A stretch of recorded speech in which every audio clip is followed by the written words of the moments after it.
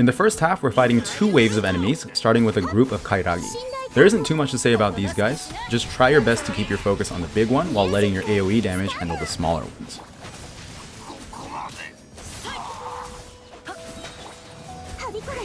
The second wave is what I think most people are interested in, which is where we're fighting 2 Consecrated Beasts, the Electro Scorpion and the Pyro Vulture. Fortunately, they aren't too difficult to group because they both use mostly melee attacks. I recommend adjusting your focus on every rotation to whichever one has more health. They aren't the tankiest enemies we've seen, but they do still have quite a bit of health. Also note that they both have very high resistance to their own element, so I recommend using teams that deal primarily cryo or dendro damage. Putting all of that aside, I think the most challenging aspect of this half for most players is just the sheer amount of damage that they put out. Some of the more threatening moves that I recommend looking out for are the jump attacks that deal damage in a large AoE. Make sure you don't dash too early when you're trying to dodge this. The damage connects when the circle expands to its full size, so you usually want to dash about half a second after you see that indicator start to grow. The other attack that's a pretty big threat is their 3-hit combo.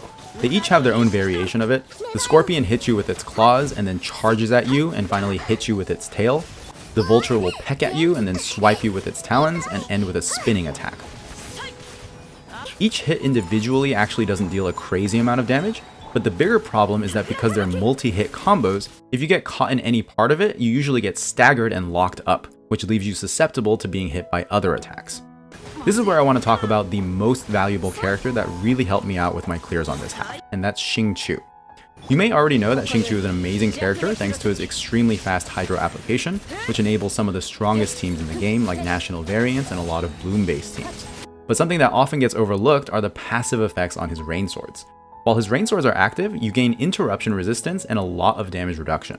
The interruption resistance means that you're much less likely to get staggered by a lot of these multi-hit combos, so even if you get caught by one, you won't get locked up and you can use a burst or a dash to recover from it. The damage reduction is also massive. At rank 8, the Rain Swords reduce 27% of incoming damage, and you also get 20% of your Hydro damage added on top of that. My Xingqiu has about 82% Hydro damage, which means I get an extra 16% damage reduction, bringing my total up to 43%. This means an attack that normally deals 20,000 damage now only deals about 11,000. An attack that would normally deal 30,000 damage now only deals about 17,000. When you combine this with a high health character like this Barbara that I'm using as part of my Hyper Bloom team, it's going to take a really strong attack to truly get one shot.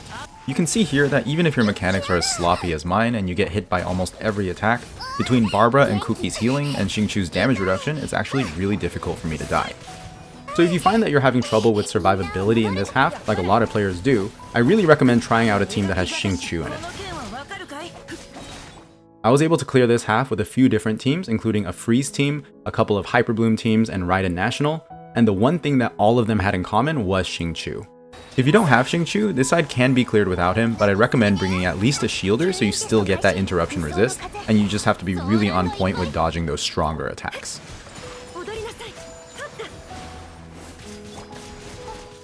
In the second half, we're fighting the notorious Kenki Trio.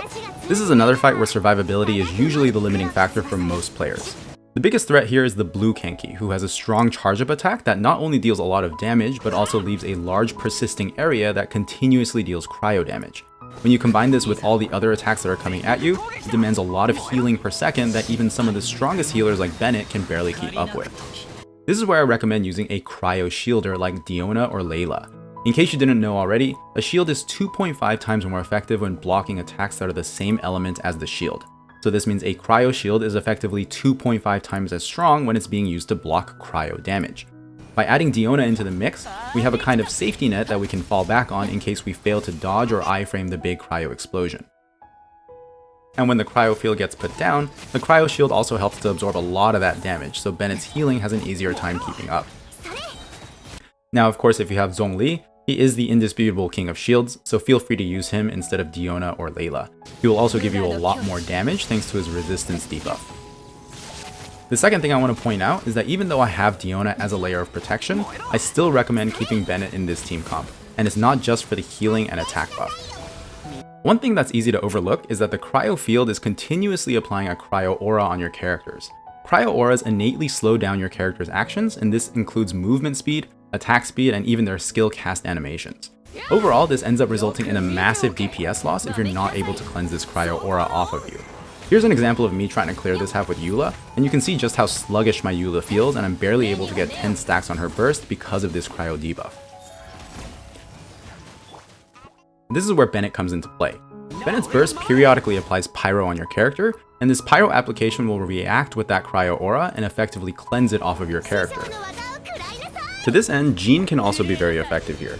Similar to Bennett, her burst not only provides strong healing for the entire team, but also acts as a cleansing field so you're not burdened by this cryo debuff. Now, it is worth mentioning here that this self-pyro aura can work against you. The cryo Kenki can trigger melts against this pyro aura and amplify his damage, so you really need to watch out for his attacks when you're standing inside Bennett's burst. Next, let's talk about positioning in this fight. The blue Kenki is the only true melee enemy who will follow you around, and the other two are ranged, which can make grouping all three of them a little difficult. The positioning that worked most consistently for me is to walk straight towards the neutral Kenki when you start the stage, and then turn left just before you get to him. This usually causes the green Kenki to kind of sidestep towards the neutral one, and now you have a good formation where the two ranged enemies are close to each other. From this position, try to keep your focus on the neutral Kenki. The green Kenki tends to sidestep and move around a lot, so if you chase him around, he can end up straying from the pack. The neutral Kenki is a lot more stationary, so focus your AoE attacks around him and let the other two kind of orbit around him. Before I move on to team comps, one last piece of advice I want to give is if you're just trying to get past this chamber to get to chamber 3 and you're not really looking for a fast clear, one thing I like to do is pull the blue Kenki all the way to this corner of the arena and have him put his cryo field over there while I go fight the other two.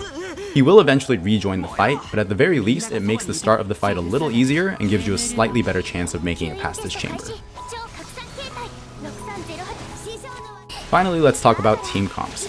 In the first half, I already kind of touched on it, but again, I found a lot of success with most teams that can use Xingqiu effectively. My 4-star setup here is the standard 4-star Hyperbloom team, really good survivability and damage with mostly accessible characters.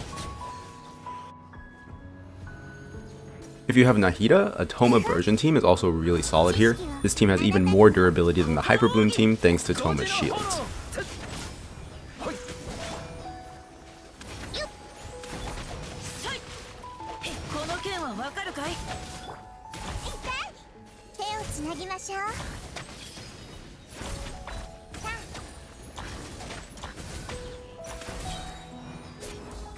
My most comfortable clears were with Nahida Hyperbloom and Ayaka Freeze, so if you can make either one of those teams, I recommend trying those out.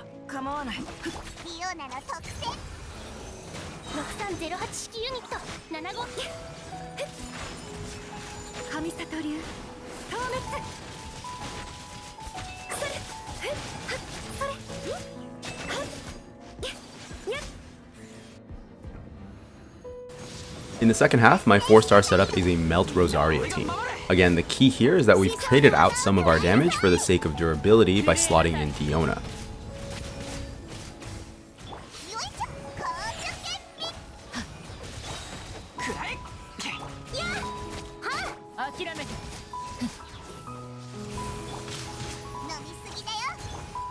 Another 4-star setup that worked for me is an Overloaded team. Overloaded is really strong in situations where there are multiple heavy enemies like this, and Beidou not only deals a lot of damage, but also serves a similar purpose to Diona here. Even though she doesn't have a cryo shield, her skill is able to mitigate a lot of those stronger attacks and also hit back for a good amount of damage too. If you have Zhongli, you can use most hypercarry teams that utilize both him and Bennett. Hypercarry Raiden, Xiao, even Ito or Wanderer I think could work here.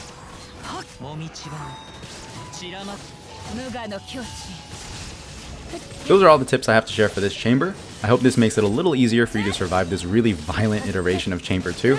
The builds will follow right after this, and as always, thank you so much for watching.